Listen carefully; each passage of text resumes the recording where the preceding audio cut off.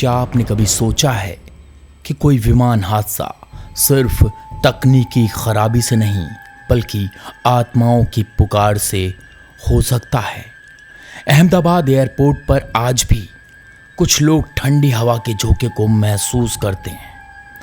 कभी कभी लगता है कि कोई बिना शरीर का साया पीछे खड़ा है, और तब आपको याद आता है वो भयानक विमान हादसा जिसमें 260 से ज़्यादा लोग जलकर मर गए थे।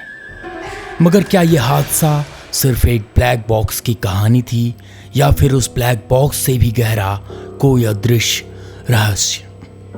रिपोर्ट्स में साफ लिखा है दोनों इंजन फेल हो गए थे। एक बेहद दुर्लभ होता है कि एक साथ दोनों इंजन जवाब दे दें, पर टेक्निकल कारणों से परे एक सवाल अनसुलझा रह जाता है। क्या कुछ और ताकतें थीं जो इस क्रैश को तय कर चुकी थी? संजीव मलिक, जो 3000 से ज्यादा लोगों की पास्ट लाइफ देख चुके हैं, उनका दावा है कि इस प्लेन में बैठे अधिकतर लोगों की आत्माएं अभी भी इस धरती पर भटक रही हैं, और इसका कारण है उनके पूर्व जन्म के कर्म। इस हादसे से जुड़ी कुछ आत्मिक रहस्य इतने चौंकाने वाले हैं कि सुनकर रूह कांप जाती है। पास्ट लाइफ विजन में यह देखा गया है कि इन यात्रियों का क्रमिक पैटर्न एक जैसा था। ये आत्माएं कभी एक गांव के लोग थे जिन्होंने किसी लड़की को भागने की वजह से एक पूरे गांव को रात के अंधेरे में आग के हवाले कर दिया था। 300 से ज्यादा मासूमों को जला दिया गया था, और तब से प्रकृति ने अपना हिसाब नहीं छोड़ा। वे ही आत्माएं इस जीवन में उस जलती आग में समा गईं, लेकिन इस बार किसी विमान का धधकता शरीर और उसकी जलती चीखें बस एक कार्मिक रीपेमेंट थी। इस क्रैश में कुछ यात्रियों की आत्माएं अभी भी शॉक में हैं। गरुड़ पुराण कहता है कि जब मृत्यु अचानक होती है, आत्मा 13 दिनों तक आसपास के माहौल में भटकती है, शोक, संदेह और मोह से भरी। और यही आत्माएं अगर संतुलन नहीं बना पाती तो वही अटक जाती हैं, एयरपोर्ट के टर्मिनल, रनवे या अपने रिश्तेदारों के घरों के आसपास। कुछ आत्माएं इतनी भारी हो जाती हैं कि वो उस स्थान से हिलती नहीं। उन्हें हैवी सोल्स कहा जाता है, और फिर यही आत्मा वहां पैरानॉर्मल एक्टिविटी का कारण बनती है। हंसते हुए बच्चे की आवाज, अचानक बुझती बढ़ती लाइट्स, और ग्राउंड स्टाफ का यह कहना है कि उन्होंने एक छाया देखी। ये सब यूं ही नहीं था।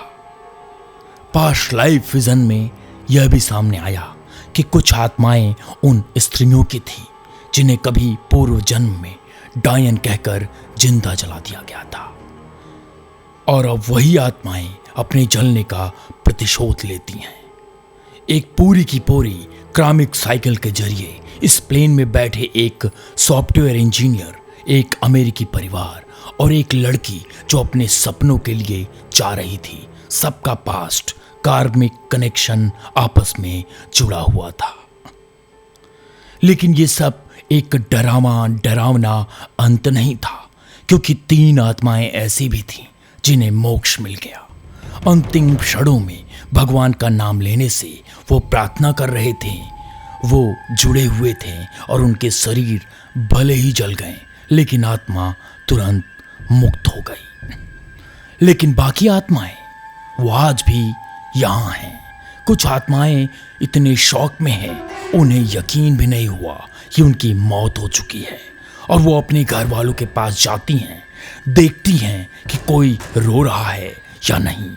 वो कहती हैं, हम यहाँ हैं, हमें क्यों नहीं देख पा रहे हो? और जब उन्हें जवाब नहीं मिलता तो वो परेशान हो जाती हैं। यही वजह है कि कुछ आत्माएं अटेंशन सीकिंग बन जाती हैं, और तब पैरानॉर्मल घटनाएं शुरू होती हैं। संजीव मित्तल कहते हैं कि अगर इन आत्माओं को गरुड़ पुराण का पाठ या हनुमान चालीसा के जरिए मुक्त ना किया गया तो ये नकारात्मक रूप ले लेंगी।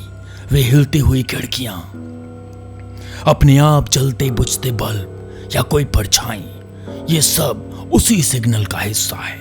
आत्माएं कह रही हैं हमें याद करो, हमें मुक्त करो। लेकिन सबसे रहस्यमयी बात यह है कि यहां कोई संयोग नहीं था। हर व्यक्ति, हर आत्मा इस प्लेन में कार्मिक आयोजन के तहत पहुंची थी, जैसा कोई अदृश्य शक्ति उन्हें एक जगह बुला रही थी, उनके पुराने कर्मों का हिसाब चुकता करने। तो अगली बार आप अहमदाबाद एयरपोर्ट पर हों और आपको लगे कि कोई बिना आवाज के आपके पास से गुजरा है, तो रुकिएगा जरूर। हो सकता है वो आत्मा आपसे कुछ कह रही हो।